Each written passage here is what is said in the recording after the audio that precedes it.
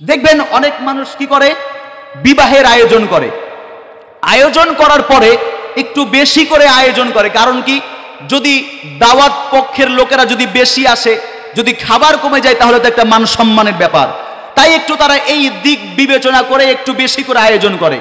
তো দেখা গেল যখন মেহমান বাড়ির লোকেরা একটু কম আসলো, খাবার যখন বেঁচে গেল, এবার তখন কি করে তারা এগুলি যে ওই গরিব দুঃখী মিসকিনদের দেওয়া শুরু করে। তো এই খাবারগুলি কি ওই গরিব দুঃখীদের জন্য রান্না করা হয়েছিল? ভাই, এই খাবার কিন্তু ওই উদ্দেশ্যে রান্না হয়নি। এটা তো হয়ে গেল সেই ঘটনার মতন, কেমন যে একজন ব্যক্তি, সে রুটি, বখিল কৃপণ ব্যক্তি, সে রুটি নিয়ে বসে আছে। কথা কি বুঝছেন? তো রুটি নিয়ে যখন বসে আছেন, তো বসে থাকা অবস্থায় চিলে ছো মেরে তার একটা রুটি নিয়ে পালিয়ে গেছে। এখন সে তো গালিগালাজ করছে আর চিলের পিছনে ছুটা শুরু করেছে, এত বড় আসপদ্দা, তুই আমার রুটি নিস মানে কেমনে হলো? গালিগালাজ করে আর তার পিছনে খালি ছুটে আর ছুটে। এবার চিল ভাবে, আল্লাহ, আমি কোন বেকায়দার লোকের রুটি নিতে গেলাম? এর ডাহিতে তো আমি আর কোনো ডালেও বসতে পারি না, সে তো খালি ঢেলি মারে। এক পর্যায়ে উঠতে উঠতে উঠতে উঠতে যখন নদীর কাছে চলে এসেছে, তো নদীর কাছে আসার পরে এবার চিল উড়াল দিয়ে নদী পার হয়ে গেছে। এবার ওই বখিল লোকটা বলছে, যা দিয়ে দিলাম, ফি সাবিলিল্লাহ, আল্লাহর রাস্তায় দান করে দিলাম। চলবে বলেন? এই দান চলবে? এর চাই তার বড় হাম্মুকি কি? এই জন্য আমরা যখন দান করব, নিজেদের অখাদ্য বাসি খাবার নয়, ভালো উত্তম বস্তুটা আল্লাহর রাস্তায় দিতে হবে। পারা যাবে ইনশাআল্লাহ? যখন আমরা অপর ভাইকে যখন কোনো নোট দিব, তখন ভালো নোটটা আপনি চয়ন করে দিবেন। পকেটে আপনার যে টাকার নোটগুলি আছে, এগুলো কি চিরস্থায়ী থাকার জন্য? যে ভালো নোটটা আপনি অপর ভাইকে দিলেন না, ওটাও তো আজ হোক কাল হোক অপর ভাইকেই দিতে হবে, ঠিক না? ঠিক। তাহলে আপনি জমাই রেখে কেন এই মন মানসিকতা রাখতে গেলেন? অপর ভাইকে যখন কোনো জামা দিব, তখন এইরকম ছিঁড়া ফাটা তালি লাগা কোনো জামা নয়, ভালো একটা, আমি যেটা পছন্দ করি সেই জামাটাই অপর ভাইকে দিতে হবে।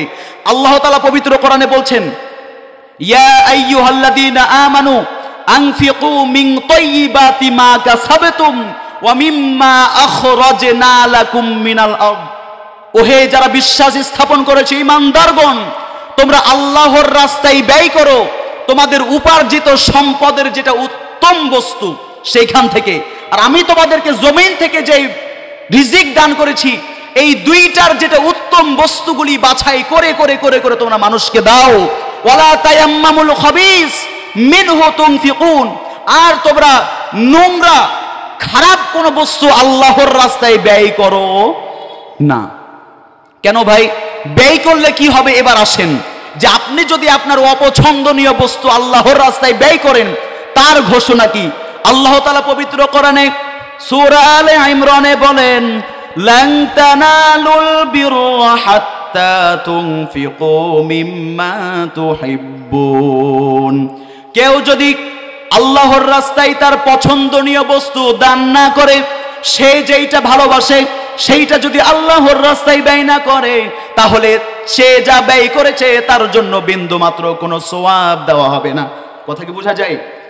আপনি যেটা পছন্দ করেন, আপনি যেটা ভালোবাসেন, এই ভালোবাসার বস্তুটা যদি আপনি আল্লাহর রাস্তায় ব্যয় না করতে পারেন, আপনি যদি খারাপ বস্তু, আপনি যদি আপনার নিজেরই অপছন্দনীয় বস্তু দান করেন, এইখান থেকে এক চুল ভালো কিছু আশা করা যায় না। আপনি যেমন দিবেন কিয়ামতের ময়দানে, আল্লাহ তাআলাও আপনাকে সেম ভালো জিনিসটাই দিবেন। আপনি যদি খারাপ জিনিস দেন, আল্লাহ তাআলা আপনাকেও সেই খারাপ জিনিসই দিবেন। এই জন্য আমাদেরকে ভালো ভালো বস্তু আল্লাহর রাস্তায় ব্যয় করতে হবে। প্রিয় ভাইরা, পিছনে যারা ভাইয়েরা আছে, একটু মেহেরবানি করে সামনে আসি, একটু ফাঁকা জায়গাগুলি পূরণ করে বসছি আমরা। ভাই, এই যে পিছনের জায়গাগুলি একটু আমরা সামনে আগিয়ে এসে আমরা এই ফাঁকা জায়গাগুলি পূরণ করে আমাদের পরিবেশটা আরো সুশৃঙ্খল করি, সুন্দর করি। যে একটু সামনে আগিয়ে এসেন আপনারা। সম্মানিত ভাইয়েরা, আল্লাহ তাআলা পবিত্র কোরআনে সূরা আলে ইমরানের 134 নম্বর আয়াতে বলেন, আল্লাযীনা ইউনফিকুনা ফিস সাররাই ওয়াল দাররাই ওয়াল কাযিমিনাল গায়যি ওয়াল আফিনা আনিন নাস ওয়াল্লাহু ইউহিব্বুল মুহসিনিন। অত্র আয়াতে আল্লাহ তাআলা মুহসিন বান্দার 3টা গুণ উল্লেখ করলেন। কয়টা গুণ? 1 নাম্বার গুণ হচ্ছে আল্লাযীনা ইউনফিকুনা ফিস সাররাই ওয়াদ দাররা, মুহসিন বান্দার এক নাম্বার গুণ হবে যারা সচ্ছল অবস্থায়, অসচ্ছল অবস্থায়, তাদের হাতের অবস্থা ভালো অবস্থায়, হাতের অবস্থা খারাপ থাকা অবস্থাতেও তারা সর্ব অবস্থায় আল্লাহর রাস্তায় ব্যয় করবে। কথা কি বোঝা যায়? তাহলে মুহসিন বান্দার যে এক নাম্বার গুণের কথা আল্লাহ তাআলা বললেন যে সর্ব অবস্থায় কি করতে হবে? দান করতে হবে। আপনার ব্যবসা বাণিজ্য ভালো যাচ্ছে, চাকরি বাকরি আছে, আপনার ফসল খেতে ফসল পানি ভালো হচ্ছে, সে অবস্থাতেও তো আপনি দান করবেন। কিন্তু যখন আপনার চাকরি বাকরি নাই, ব্যবসা বাণিজ্য ভালো যায় না, সে অবস্থাতেও আপনাকে কি করতে হবে? দান করতে হবে। এটা হচ্ছে মুহসিন বান্দার গুণ। এবার আপনি আমাকে প্রশ্ন করবেন, ভাই আপনি তো বুঝাচ্ছেন যে এরকম সচ্ছল অবস্থায় নালে দান করব, কিন্তু অসচ্ছল অবস্থা তো আমাকে কেন দান করতে হবে? প্রশ্ন আসে না যে আমি ঠিকভাবে 3 বেলা খেতেই পারি না ঠিকভাবে, তারপরেও কেন আমি দান করব? আমি ঠিকভাবে আমার পরিবার কি চালাতে পারি না, তারপরেও কোন জিনিস আমাকে দান করতে উদ্বুদ্ধ করবে? এইটা জানার আপনাদের প্রয়োজন আছে না নাই? জি। তো এই জন্য আল্লাহ রাসূল সাল্লাল্লাহু আলাইহি ওয়াসাল্লামের বাণীর আসার আগে আপনাকে ছোট্ট একটা উদাহরণ দিলেই বুঝবেন যে আমরা যখন অসুস্থ হই, আমরা কি হই? যখন অসুস্থ হই তখন দেখবেন জ্বর হোক, খুবই তীব্র জ্বর হলে আমাদের মুখের অবস্থা তিতো হয়ে থাকে, থাকে কি থাকে না? তো এই তিতো অবস্থায় আপনি যাই খান তাই খেতে আপনাকে তিতো তিতো ভাব লাগে, তাই না? তো এই তিতো তিতো ভাব লাগা অবস্থাতেও যখন আপনি ডাক্তারের কাছে যান, তো ডাক্তার সাহেব কি আপনাকে বাছাইকৃতভাবে মিষ্টি মিষ্টি ওষুধ দেন না তিতো ওষুধ দেন? বলেন দেখি, ডাক্তার কোন ওষুধ দেয় আপনাকে? দেখেন, আপনি এমনিতেই অসুস্থ, আপনার মুখমণ্ডলের ভিতরে অবস্থা এমনি তিতো, তারপরেও ডাক্তার আপনাকে আবার দিল ঘুরিয়ে কোন ওষুধ? তিতো ওষুধ। তো আপনি এখন এই মুখের তিতো অবস্থাতেও তিতো ওষুধ খেতে বাধ্য। আপনাকে যদি জিজ্ঞাসা করি, ভাই কেন আপনি তারপরেও তিতো ওষুধ খাবেন? তো আপনি বলবেন, ভাই তিতো ওষুধ আমি এই জন্য খাই যে এই ওষুধ খেলে আমি এখান থেকে লাভ পাই, উপকার পাই, ঠিক না বে ঠিক? এই উপকার পাওয়ার জন্যই আমি এই কষ্ট হলেও আমি তিতো ওষুধ খাই। কথা কি বোঝা যায়?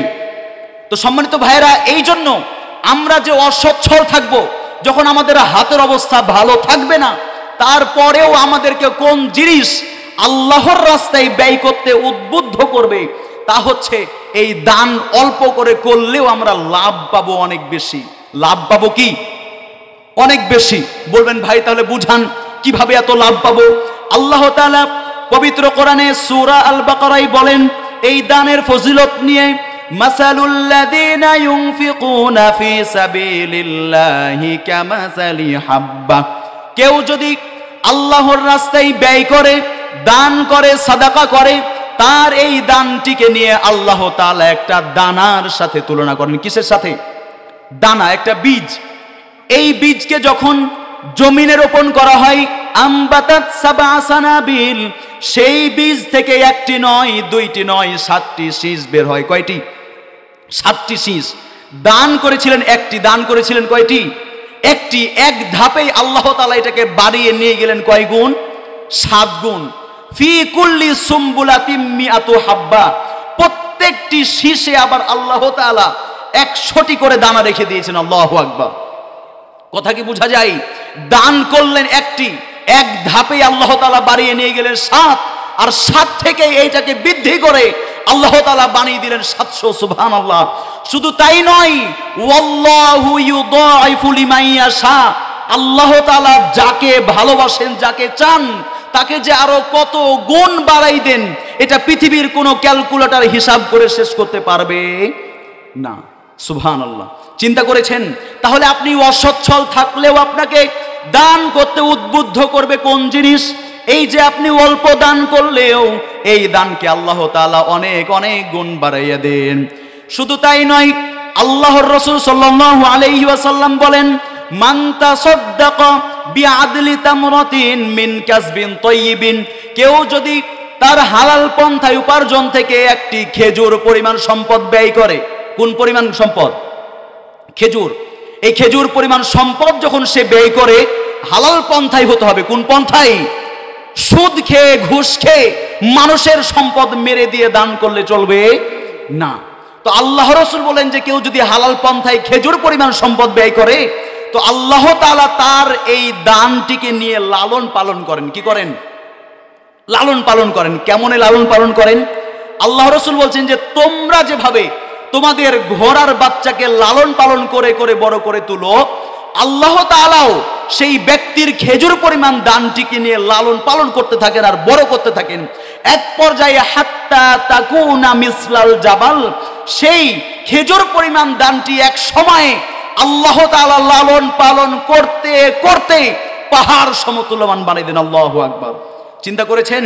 তাহলে এইটা কি আর 700 গুণে সীমাবদ্ধ থাকলো? এটা তো একেবারে 700 হাজার কোটিকেও ছাড়িয়ে গেল। ঠিক কিনা বলেন? তো মুহসিন বান্দা সে অসচ্ছল থাকতেও দান করবে কেন? কারণ সে জানে যে আমি যদি অল্পও দান করি, আমার দানের পরিমাণ যদি একেবারে অল্পও হয়, তারপরেও আমি এর মাধ্যমে অনেক বেশি লাভ পাবো। আল্লাহু আকবার। সম্মানিত ভাইয়েরা, এই জন্য আমি দ্বিতীয় স্টেপে আপনাকে যেটা বলছিলাম তা হচ্ছে এই দান করার ফজিলত নিয়ে। তাহলে আমরা 2 নাম্বার জানলাম, দান করলে খেজুর পরিমাণ যদি দানটি হয়, সেটা যদি হালাল পন্থায় হয়, এইটাকে নিয়ে আল্লাহ তাআলা এক পর্যায়ে লালন পালন করে বড় করে করে তুলতে সেটা বান্দার জন্য পাহাড় সমতুল্যমান বানায় দেন। সুবহানাল্লাহ। সম্মানিত ভাইরা, এক পর্যায়ে কিয়ামতের ময়দানে বান্দা যখন আল্লাহর সামনে উপস্থিত হবে, বান্দা তখন তার আমল নামার দিকে তাকিয়ে খুঁজে খুঁজে কোনো বড় কোনো আমল দেখতে পাবে না। দানের কোনো আমল নাই, সালাতেরও কোনো ভালো কোনো অবস্থান নাই। এক পর্যায়ে যখন সেই ব্যক্তি কিয়ামতের ময়দানে আল্লাহর সামনে থাকবে, তখন সে দেখবে তার পিছনে পাহাড় সমতুল্যমান দানের সওয়াব। ব্যক্তি তো অবাক হবে, আমি তো দুনিয়াতে বড় কোনো দানবীর ছিলাম না, হাজার হাজার টাকা দান করতে পারতাম না, কিভাবে আমার আজকে আমল নামায় এই পাহাড় সমতুল্যমান সওয়াব দেওয়া হলো? আল্লাহ তাআলা কিয়ামতের ময়দানে তাকে তখন স্মরণ করে দিয়ে বলবেন যে তুমি আমার রাজে খুশি করার জন্য হালাল পন্থায় যে তুমি অল্প খেজুর পরিমাণ সম্পদ দান করেছো, আমি আল্লাহ খুশি হয়ে তোমার সেই খেজুর পরিমাণ সম্পদকে আজকে কিয়ামতের ময়দানে পাহাড় সমতুল্যমান বানিয়ে দিয়েছি। সুবহানাল্লাহ।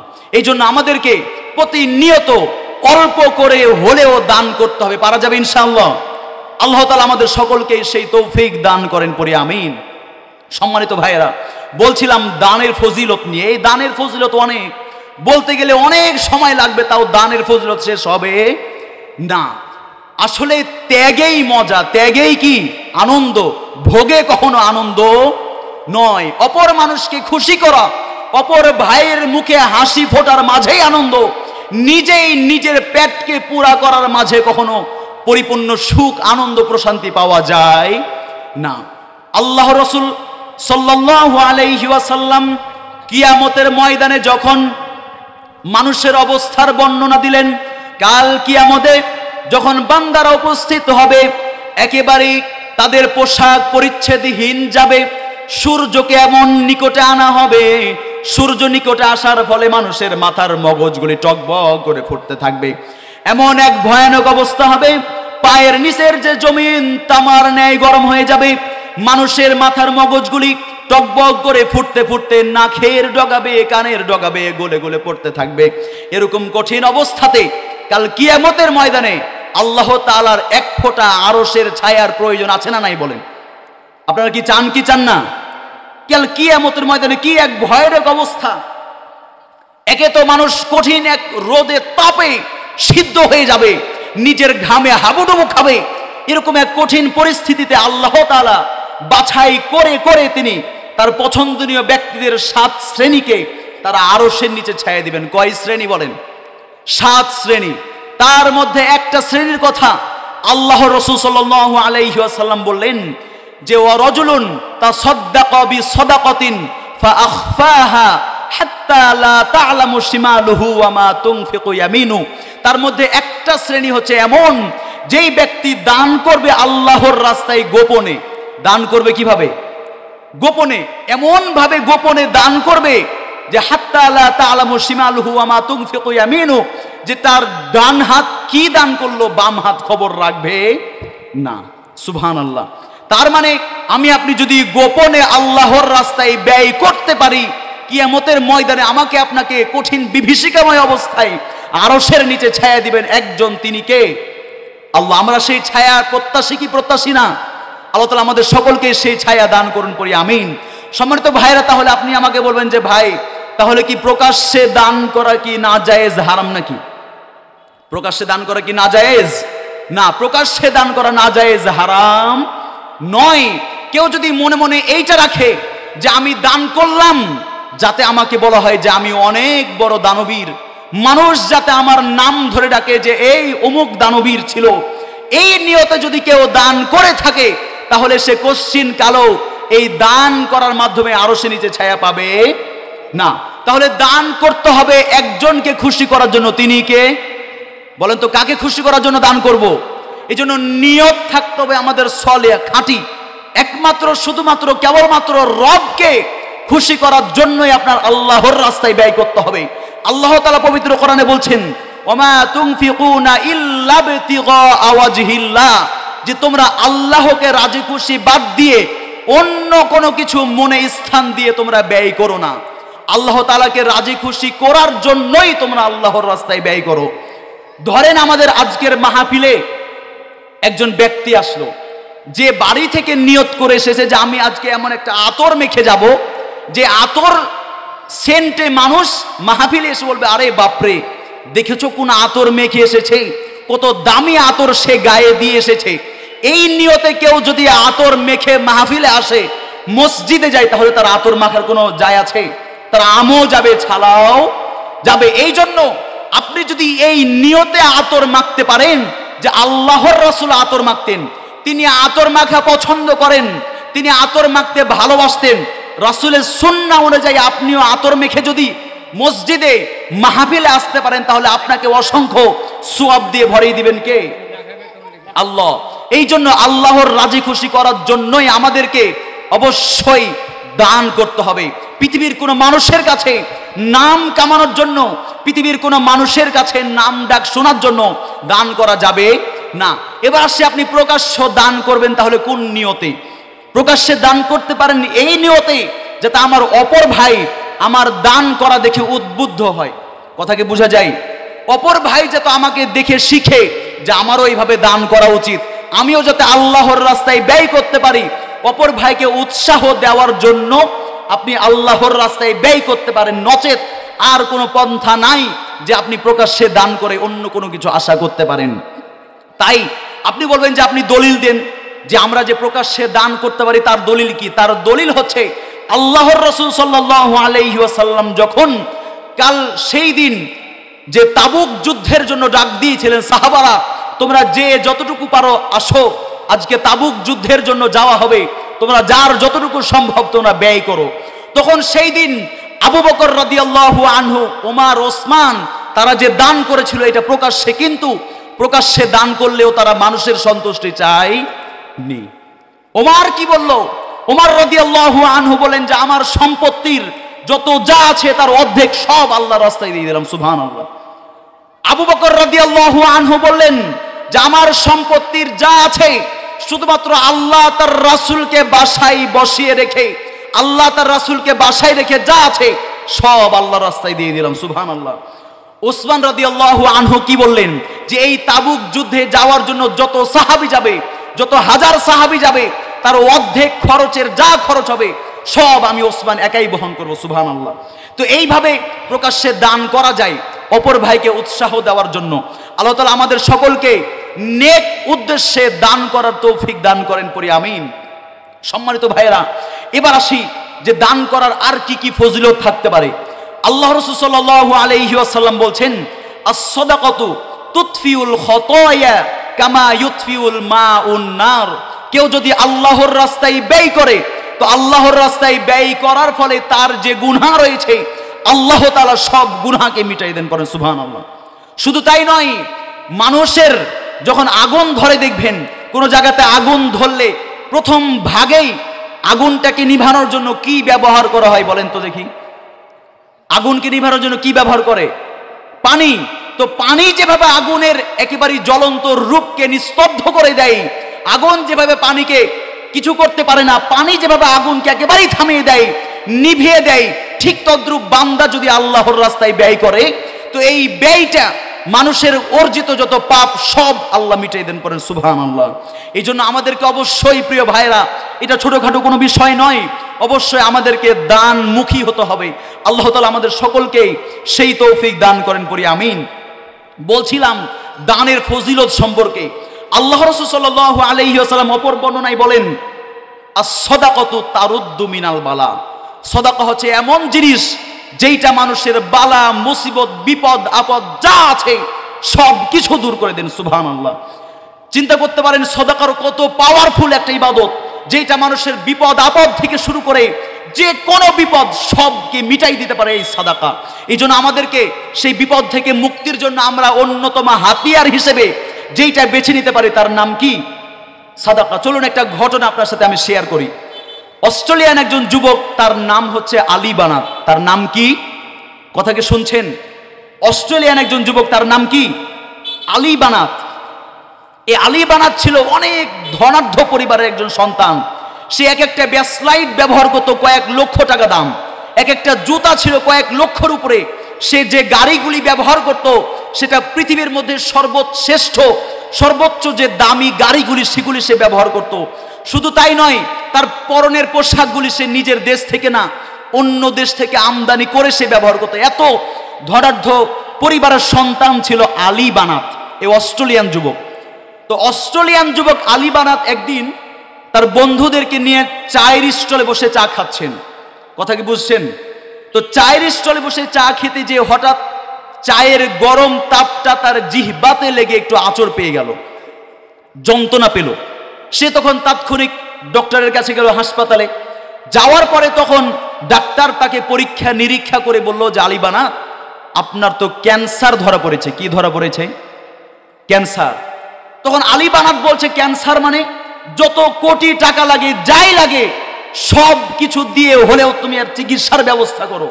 তখন ডাক্তার বলছে, ক্যান্সারের তো 4টা step, first step, second, third and fourth. এই 4টা স্টেপের পুরোটাই আপনার হয়ে গেছে, এখান থেকে বাঁচার আর কোনো পথ নাই। অতএব আপনি আর কিছুদিন আল্লাহ চাই তো বেঁচে থাকবেন, তাছাড়া আপনার আর কোনো পথ নাই বাঁচার।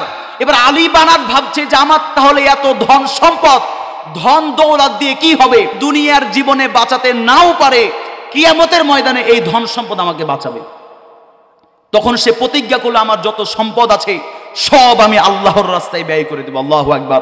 এক পর্যায়ে তার যত সম্পদ ছিল, আলী বানাতের সব সম্পদ, তখন আল্লাহর রাস্তায় গরিব, দুঃখী, ইয়াতিম, মিসকিনদের মাথায় তাদের খরচের জন্য সব ব্যয় করে দিল।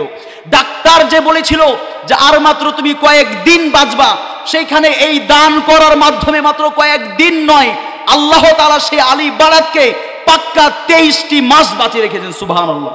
চিন্তা করতে পারেন এই দান কত বড় আপনার বিপদ থেকে মুক্তি হতে পারে। শুধু তাই নয়, মানুষ মারা যাওয়ার সময় ও আরো বিভিন্ন শব্দ করে কি করে না?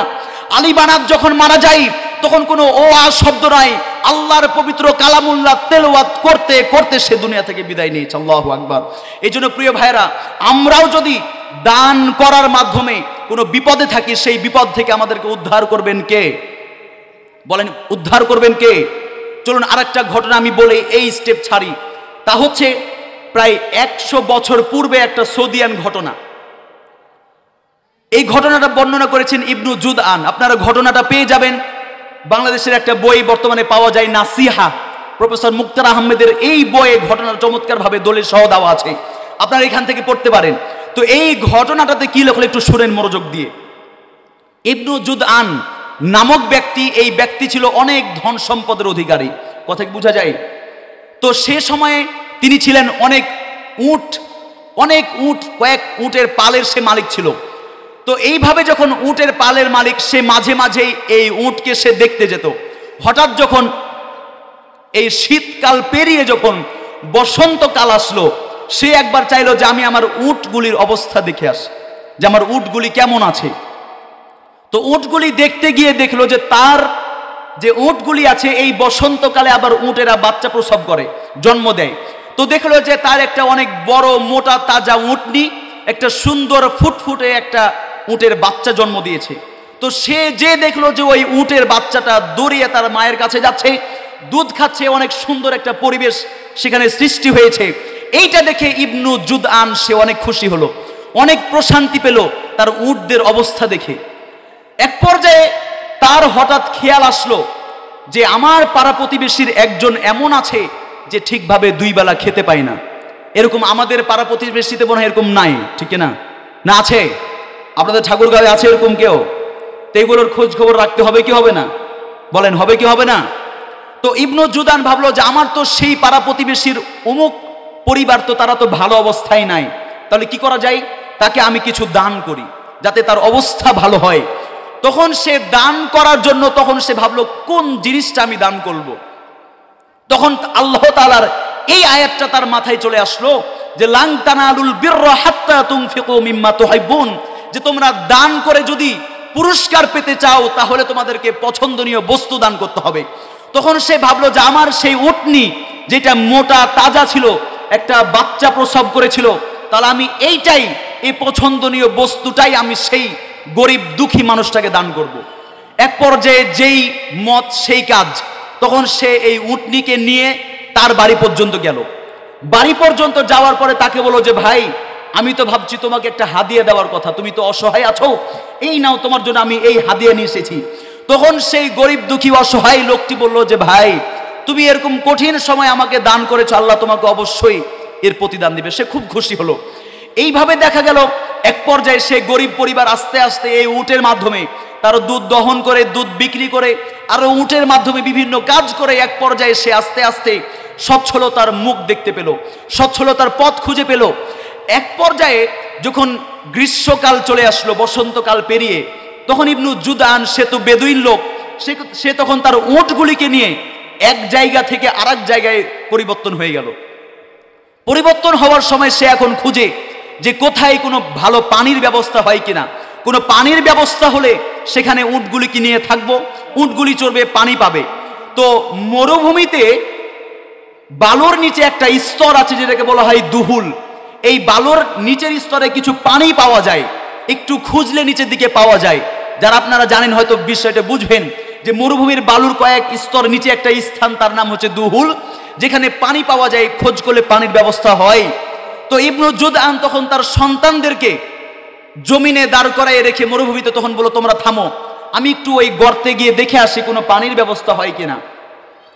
তো তার পিতা যাওয়ার পরে অনেকক্ষণ হয়ে যায়, সন্ধ্যা হয়ে যায়, 1 দিন পার হয়ে যায়, 2 দিন হয়ে যায়, তারপরও ওই গর্ত থেকে আর ইবনু জুদআন ফিরে আসে না। 3 দিন যখন পার হয়ে গেল, তারপরও যখন ফিরে আসলো না, তখন সন্তানরা ভাবলো হয়তো আমাদের পিতা সেই গর্তে গিয়ে হয়তো মারা গিয়েছে। সেই গর্তে কি হয়েছে? মারা গিয়েছে।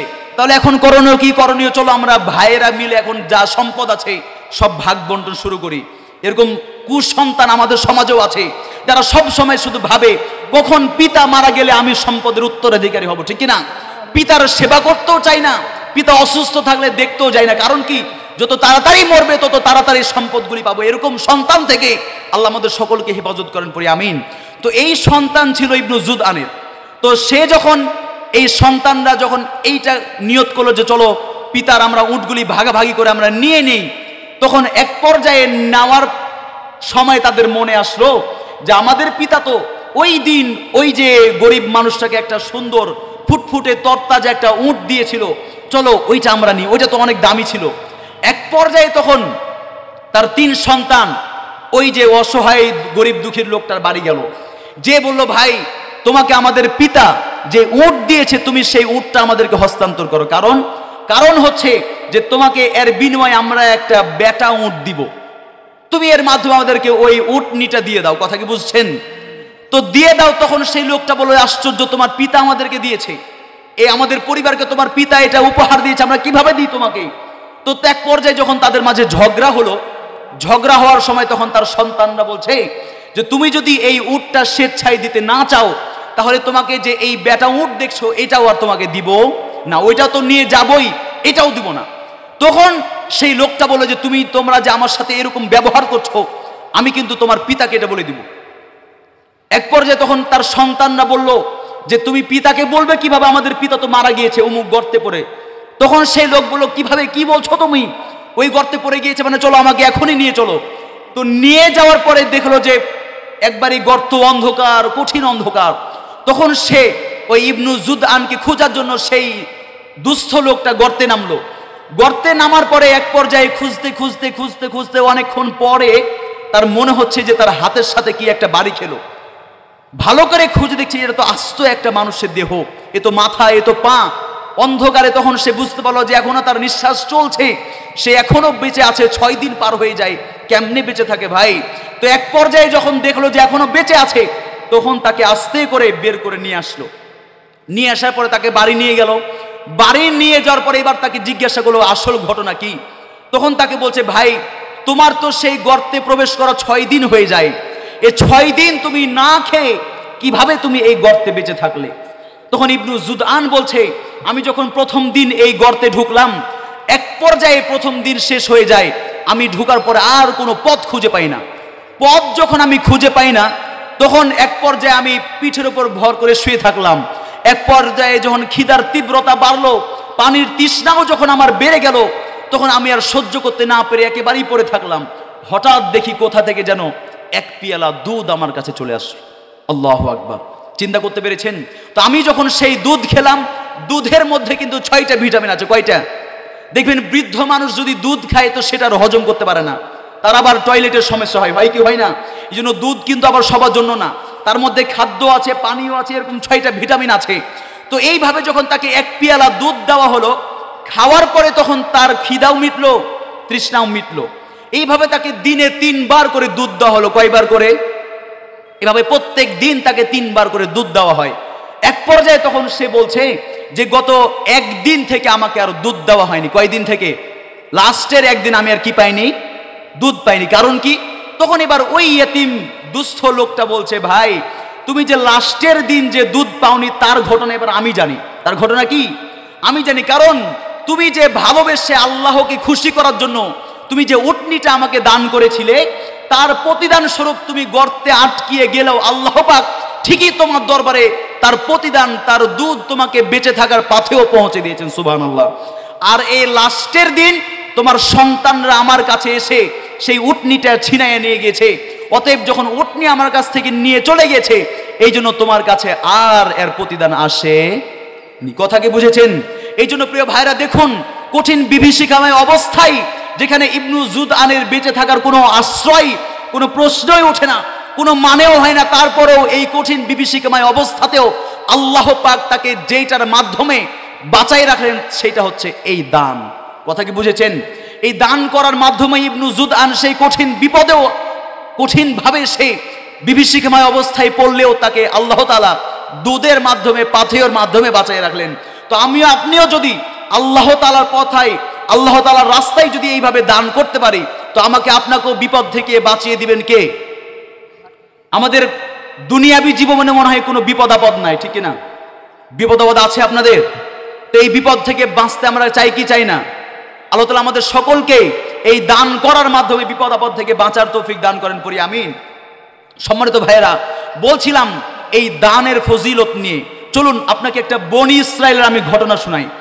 আল্লাহ রাসূল সাল্লাল্লাহু আলাইহি ওয়াসাল্লাম বলছেন, আবু হুরায়রা রাদিয়াল্লাহু আনহু থেকে বর্ণনা করেন যে একবার এক লোক এক পথ দিয়ে সে যাচ্ছে, যাওয়ার সময় হঠাৎ সে দেখলো যে মেঘের মধ্যে একটা আওয়াজ শোনা যায় যে আল্লাহ অমুক ব্যক্তির বাগানে তুমি পানি বর্ষণ করো। এই আওয়াজ কোথায় শোনা গেল? মেঘের মধ্যে। তো আওয়াজ যখন মেঘের মধ্যে শোনা গেল, তখন দেখা গেল যে এক খণ্ড মেঘ সেখান থেকে আলাদা হয়ে একদিকে ছোটা শুরু করলো। কথা কি বুঝছেন? তো একদিকে যখন ছোটা শুরু করলো, তখন ওই লোকটা তখন সেই মেঘের অনুসরণ করতে করতে ওই বাগান পর্যন্ত গেল। তো দেখা গেল যে সেই মেঘ একটা পাথুরে জমিতে পানি বর্ষণ করলো। পানি বর্ষণ করার পরে ঠিক ওই পানি গড়িয়ে গড়িয়ে একটা বাগানের দিকে গেল। বাগানের দিকে যখন পানি গেল, তখন সে গিয়ে দেখলো যে এইখানে একজন লোক সে পানিগুলোকে কাটিয়ে কাটিয়ে তার বাগানের দিকে দিয়ে দিচ্ছে। তখন জিজ্ঞাসা করলো, ভাই তোমার নাম কি? কি তোমার পরিচয়? তখন ওই বাগানওয়ালা বলছে যে আমার নাম হচ্ছে অমুক, আমার নাম অমুক। তখন ওই ব্যক্তি ভাবলো যে আরে এই তো সেই নাম, যেই নাম আমি মেঘের মধ্যে শুনতে পেয়েছিলাম। তখন তাকে বললো যে তুমি এই বাগানের ব্যাপারে কি আমল করো বলো তো, যেই কারণে আল্লাহ তাআলা তোমার এই নামটাকে স্বয়ং মেঘের মধ্যে ঘোষণা করেছেন। কি আমল আছে তোমার এই বাগানকে নিয়ে, আমাকে একটু জানাও। তখন সেই ব্যক্তি বলল যে তুমি আমাকে জিজ্ঞাসা করলে তাই বলছি। এই বাগানের ব্যাপারে আমার কি আমল? তখন বলল যে আমি যখন এই বাগান চাষাবাদ করি, ফসল ক্ষেত যখন উৎপন্ন করি, উৎপাদন করার পরে এখান থেকে যা ফসল আদি হয় এটা আমি পুরোটাই 3 ভাগ করি। কয় ভাগ করি? 3 ভাগ করি। এই 3 ভাগ করার পরে 1 ভাগ আমি আল্লাহর রাস্তায় ব্যয় করে দিই। সুবহানাল্লাহ। কথা কি বুঝছেন? এই যত ফসলাদির যত যা টাকাটুকি হয় কয় ভাগ করে বলেন তো? 3 ভাগ করে। 1 ভাগ সে আল্লাহর রাস্তায় পুরোটাই ব্যয় করে, আরেক ভাগ তার জমিনে পরবর্তী ফসলের জন্য রাখে, আর আরেক ভাগ তার পরিবার পরিজনদের জন্য রাখে। তো আমি আপনিও যদি এইভাবে নিজেদের সম্পদকে আল্লাহর রাস্তায় ব্যয় করতে পারি, তো আমারও আপনারও সেই সম্মান মর্যাদা আল্লাহ তাআলা দিতে প্রস্তুত আছেন না? না, অবশ্যই আছে। আল্লাহ তাআলা আমাদের সকলকে সেইভাবে মুক্ত হস্তে দান করার তৌফিক দান করেন, পড়ি আমিন। সম্মানিত ভাইরা, আল্লাহর রাসূল সাল্লাল্লাহু আলাইহি ওয়াসাল্লাম কেমন দানবীর ছিলেন শুনতে চান কি চান না? তিনি কি শুধু দানের কথাই বলে গিয়েছেন না, তিনি দানও করেছেন? বলেন তো। অবশ্যই দান করেছেন। তিনি একবার বসে রয়েছেন, হঠাৎ সে সময় একজন লোক এসে বলল, ইয়া মুহাম্মদ সাল্লাল্লাহু আলাইহি ওয়াসাল্লাম, তখন বলেন যে তুমি আমাকে কিছু দান করো। তখন নবীজি তাকে এত ছাগল দান করলেন, যে ছাগল দান করার ফলে 2 পাহাড়ের মধ্যবর্তী যে জায়গা পুরোটাই প্রায় ভরে গেল। আল্লাহু আকবার। এত ছাগল তাকে নবীজি দান করলেন। শুধু তাই নয়, আল্লাহ রাসূল সাল্লাল্লাহু আলাইহি ওয়াসাল্লাম বলছেন যে আমার কাছে যদি লাউকান আলী, আমার কাছে যদি ওহদ পাহাড় সমতুল্যমান সোনার পাহাড় থাকে, কিসের? সোনার পাহাড় সমতুল্যমান যদি সম্পদ আমার কাছে থাকে, তাহলে আমি চাইবো না যে এই ওহদ পাহাড় সোনার পাহাড় আমার কাছে 3 দিনের বেশি থাকুক, তথা 3 দিন শেষ হওয়ার আগেই আমি এই সব সম্পদ আমি আল্লাহর রাস্তায় ব্যয় করে দেব। সুবহানাল্লাহ। এই জন্য তিনি শুধু দানের কথা বলেই ক্ষান্ত ছিলেন না, তিনি প্র্যাকটিক্যালি দান করেও মানব জাতিকে দেখিয়ে গেছেন। সুবহানাল্লাহ। শুধু তাই নয়, তিনার যে মর্যাদাবান সাহাবীগণ তারাও অনেক বড় দানবীর ছিলেন। কিভাবে? চলুন আপনাকে শোনাই। ওসমান রাদিয়াল্লাহু তাআলা আনহুর ঘটনা। তিনাকে বলা হয় গণি। তিনাকে কি বলা হয়? ওসমান গণি। গণি মানে কি? গণি শব্দের শাব্দিক অর্থ হচ্ছে যে ধনী। গণি শব্দের শাব্দিক অর্থ কি? ধনী। তো ধন সম্পদ থাকলে কি খালি ধনী বলা হয় নাকি? না, ধন সম্পদের সাথেও যার মনটা হচ্ছে অনেক উদার, মন হচ্ছে অনেক বড়, তাকেই বলা হয় কি? ধনী। এই জন্য রাসূল সাল্লাল্লাহু আলাইহি ওয়াসাল্লাম বলছেন, আল গিনা গিনান নাফস, অন্তরের যে প্রকৃত ধনী সেই তো হচ্ছে আসল ধনী, ধন সম্পদের ধনী প্রকৃত ধনী নয়। তো ওসমান রাদিয়াল্লাহু আনহু তিনি একবার যখন মক্কা থেকে যখন সাহাবীরা হিজরত করে মদিনায় আসলেন, আসার পরে সেখানে ভালো পানি খাবারের এক তীব্র সংকট দেখা দিল। সুমিষ্ট পানি তাদের খাবারে জুটে না। এক পর্যায়ে তখন সাহাবায়ে কেরামরা রাসূল সাল্লাল্লাহু আলাইহি ওয়াসাল্লামের কাছে গিয়ে বললেন যে আমরা তো ভালো পানির কোনো ব্যবস্থা পাই না, শুধুমাত্র একটাই ভালো পানির কূপ ছিল, যেটা ছিল ইহুদির। যেটা ছিল কার? ইহুদির একটাই ভালো পানির কূপ ছিল। তো ইহুদি কি করত? এই সুযোগ পেয়ে তখন বড় অঙ্কের টাকা সাহাবীদের কাছ থেকে নিয়ে এই পানি বিক্রি করা শুরু করলো। এক পর্যায়ে যখন বড় অঙ্কের টাকা নিয়ে পানি বিক্রি করা শুরু করলো, তখন সাহাবায়ে কেরামের সাধ্যের বাইরে চলে গেল, তারা টাকা দিয়ে এই পানি আর কিনতে পারে না। তখন ওসমান রাদিয়াল্লাহু তাআলা আনহু তিনি তখন কি করলেন? তিনি তখন করলেন যে আমি চাইবো যে এই কূপটা পুরোটাই কিনে নিতে, এই কূপটা ইহুদির কাছ থেকে কি করব? ক্রয় করে নিব। তো আল্লাহ রাসূল সাল্লাল্লাহু আলাইহি ওয়াসাল্লাম বলেন যে এই কূপটা ইহুদির কাছ থেকে কিনে মুসলিমদের জন্য দান করে দিতে পারবে, ওয়াকফ করে দিতে পারবে, আল্লাহ তাআলা তার জন্য জান্নাতে একটা ঘর বানিয়ে দিবে। সুবহানাল্লাহ। তো ওসমান রাদিয়াল্লাহু আনহু বলেন যে তুমি এইটা আমার কাছে বিক্রি করো, তুমি যা চাও তার বিনিময়ে তোমার কাছে আমি নিতে চাই। তো পুরোটাই তখন সে বিক্রি করতে চাইলো না, অর্ধেক বিক্রি করলো। অর্ধেক মানে কিভাবে? যে একদিন ওসমান রাদিয়াল্লাহু আনহু পানি নিবেন, আর একদিন মুসলিমরা পানি নিবে। কথা কি বুঝছেন? এইভাবে তো দেখা গেল একদিন ওসমান রাদিয়াল্লাহু আনহু যখন দিন আসে, সাহাবীরা ঠিকই বেশি করে পানি নিয়ে নেয়, আর ইহুদি তখন তার একদিন আর কি পানি নিবে।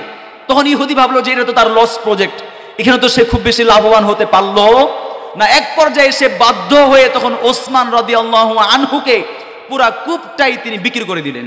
ওসমান রাদিয়াল্লাহু আনহু সেই দিন যে কূপটা তিনি তার কাছ থেকে ক্রয় করলেন, তার মূল্য ছিল 35,000 দিরহাম। আল্লাহু আকবার। কয় দিরহাম?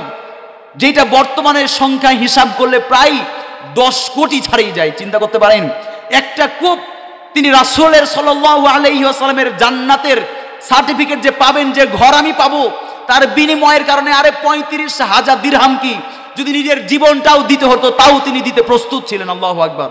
শুধু তাই নয়, আবু দাহদা রাদিয়াল্লাহু আনহুর একটা ঘটনা বলে আমি আরেক আলোচনায় যাব। তা হচ্ছে যে একবার এক লোক এসে নবীজি সাল্লাল্লাহু আলাইহি ওয়াসাল্লামকে বললেন, ইয়া রাসূলুল্লাহ, আমার বাড়ির পাশে এক লোকের একটা খেজুরের গাছ আছে, তো আপনি ওই লোকটাকে একটু বলেন যেন খেজুরের গাছটা আমাকে দিয়ে দেয়। তো ওই লোককে তখন আল্লাহ রাসূল সাল্লাল্লাহু আলাইহি ওয়াসাল্লাম বললেন যে, হে লোক, তোমার বাগানে, তোমার বাড়ির পাশে যে খেজুরের গাছটা আছে এটা তুমি অমুককে দিয়ে দাও, এর বিনিময়ে আল্লাহ তাআলা তোমাকে জান্নাতে একটা খেজুরের গাছ দিবেন। তো ওই লোক তখন তা দিতে অস্বীকৃতি জ্ঞাপন করলো। অস্বীকৃতি যখন জানালো তখন আবু দাহদা রাদিয়াল্লাহু আনহু তখন তিনি সেখানে ছিলেন। তখন তিনি বললেন, ইয়া রাসূলুল্লাহ, আমি যদি সেইটা ক্রয় করে ওই লোককে দিয়ে দিই তাহলে কি আল্লাহ তাআলা আমাকেও সেই প্রতিদান দিবেন? তখন আল্লাহ রাসূল বললেন, হ্যাঁ, অবশ্যই তোমাকে আল্লাহ তাআলা সেই প্রতিদান দিবেন। তখন আবু দাহদা রাদিয়াল্লাহু আনহু বললেন যে, হে অমুক ব্যক্তি, তোমার কাছে যে এই গাছটা আছে, এই গাছটা তুমি আমাকে দিয়ে দাও, এর বিনিময়ে আমি তোমাকে একটা পুরাটাই বাগান দিয়ে দিব। সুবহানাল্লাহ। তখন এর বিনিময়ে তখন সেই ব্যক্তি পুরা বাগান পাওয়ার আশায় তখন মাত্র একটা কূপ সে দিয়ে দিল। একটা কূপ যখন, একটা খেজুরের গাছ যখন বাগানের বিনিময়ে দিয়ে দিল, তখন আবু দাহদা রাদিয়াল্লাহু আনহু আল্লাহর রাসূলের কাছে গিয়ে তখন বলেন, ইয়া রাসূলুল্লাহ, এই যে নেন, সেই গাছের আপনাকে আমি মালিক করে দিলাম, আপনি এখন সেই লোককে দিয়ে দেন। তখন নবীজি বলেন যে, আমি দেখতে পাচ্ছি আবু দাহদা এর জান্নাতের খেজুরের থোকাটা হবে অনেক বিশাল, অনেক বড়। আল্লাহু আকবার। এক পর্যায়ে তখন কি হলো, তখন আবু দাহদা রাদিয়াল্লাহু আনহু তিনি গেলেন, গিয়ে বাগানে গিয়ে বলেন, ইয়া উম্মে দাহদা, তুমি বাগান থেকে বের হয়ে আসো, কারণ আমি এটা একটা জান্নাতের গাছের বিনিময়ে বিক্রি করে দিয়েছি। তখন তার স্ত্রী বললেন যে, আপনি তো অনেক বড় ভালো কাজ করেছেন। সুবহানাল্লাহ। এই জন্য আমাদের মা বোনদেরও দৃষ্টি আকর্ষণ করছি, স্বামীদেরকে, আপনার সন্তানদেরকে দান করতে উদ্বুদ্ধ করতে হবে, ঠিক না বে ঠিক? আমরা ইতিহাস দেখেছি, আমাদের মাহফিলগুলো দেখবেন যে মহিলারা দানে কখনো পিছিয়ে নয়, তারা সব সময় দানে আগে, ঠিক না বে ঠিক?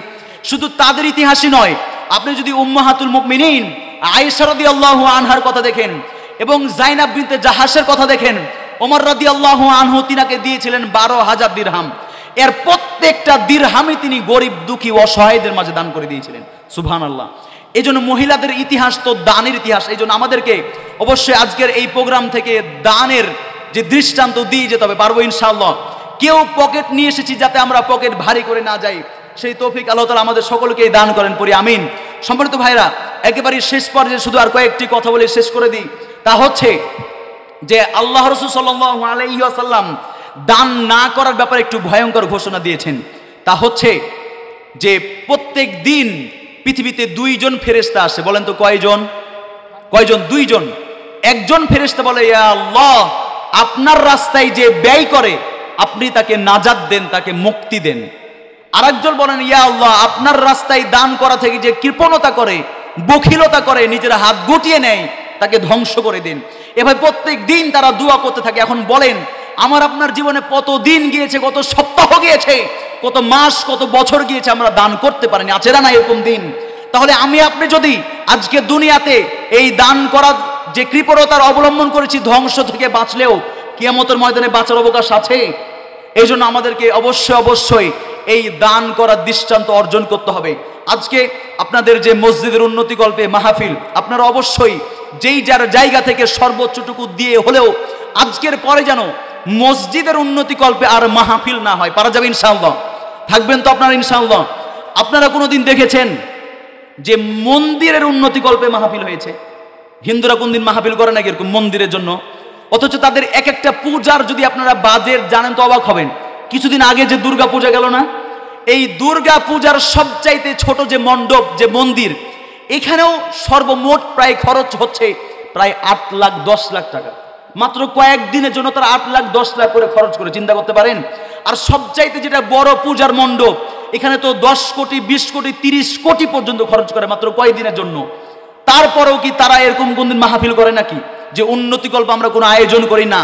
তো আমরা মুসলিমরা কেন এভাবে পিছিয়ে থাকবো? আল্লাহ রাসূলের সেই বাণী কি আমাদের মনে নাই? আল্লাহ রাসূল কি বলছেন যে যেই ব্যক্তি আল্লাহর রাজি খুশি করার জন্য একটা মসজিদ বানাবে, মসজিদের পাশে থাকবে, কিয়ামতের ময়দানে জান্নাতে আল্লাহ তাআলা তার জন্য একটা ঘর বানিয়ে দিবেন। সুবহানাল্লাহ। তো আমরা ঘর চাই কি চাই না? বলেন, চাই কি চাই না? আল্লাহ তাআলা আমাদের সকলকে এই দান করে নিজের উদারতাকে প্রকাশ করা তৌফিক দান করেন, পড়ি আমিন। সকল প্রকার কৃপণতা থেকে আমাদের সকলকে হেফাজত করেন, পড়ি আমিন। আমাদের মনটাকে আল্লাহ তাআলা ইসলামের জন্য কবুল করে নিন, পড়ি আমিন। এই বলে আজকে আমার বক্তব্য এখানে শেষ করছি। সুবহানাকা আল্লাহুম্মা বিহামদিকা আশহাদু আল্লা ইলাহা ইল্লা আনতা আস্তাগফিরুকা ওয়া আতুবু ইলাইক। আসসালামু আলাইকুম ওয়া রাহমাতুল্লাহি ওয়া বারাকাতুহু।